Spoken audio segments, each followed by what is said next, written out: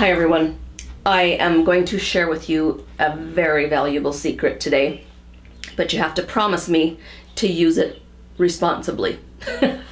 The secret is how to repair and close an open seam on your violin.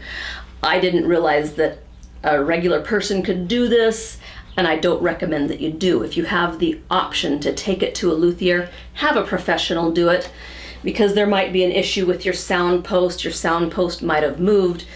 It's just better to take it to a professional.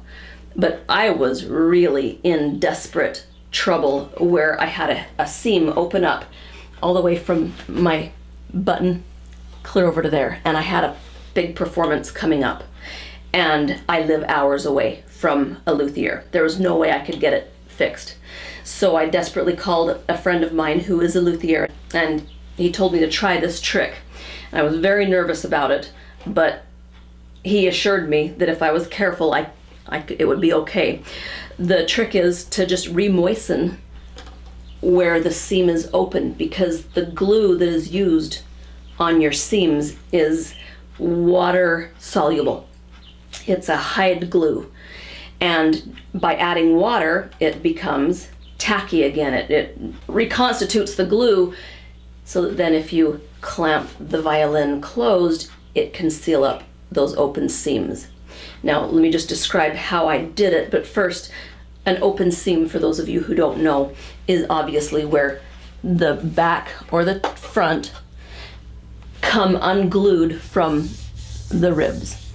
And I have another video on YouTube showing how you can detect an open seam. Sometimes if your violin just starts sounding awful, or if you get a buzz, you can test for an open seam by knocking gently around the purfling of the violin on the back and on the front.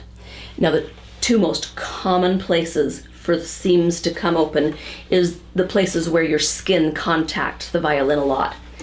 Here, from playing in higher positions, is a common place for seams to pop open, and by where your neck and throat contact the violin. So I would check those places first. Check the bottom and the top, or the back and the top, in both places.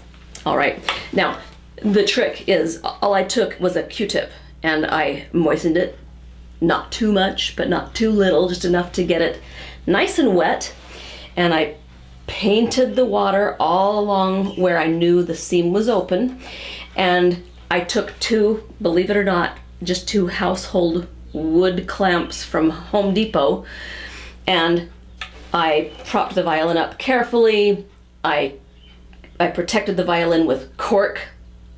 You don't even use a towel, because a towel can put that terry cloth imprint on your varnish, and you don't want that. You want something that's got a neutral footprint, but something pliable. Just take extra precautions. Don't over tighten the clamp. Two things can happen if you over tighten the clamp. The worst thing is you can squish your violin and make your ribs buckle. The other thing that's not as serious is that you can squish all the glue away from the seam so that it doesn't adhere anyway, because you pushed all the glue out. So you want it to just be squeezing just like a nice firm hand grip, but not too much. And that's it. I left it in the clamp for like 12 hours, took it out, and it still is fine, and that was 2 months ago actually.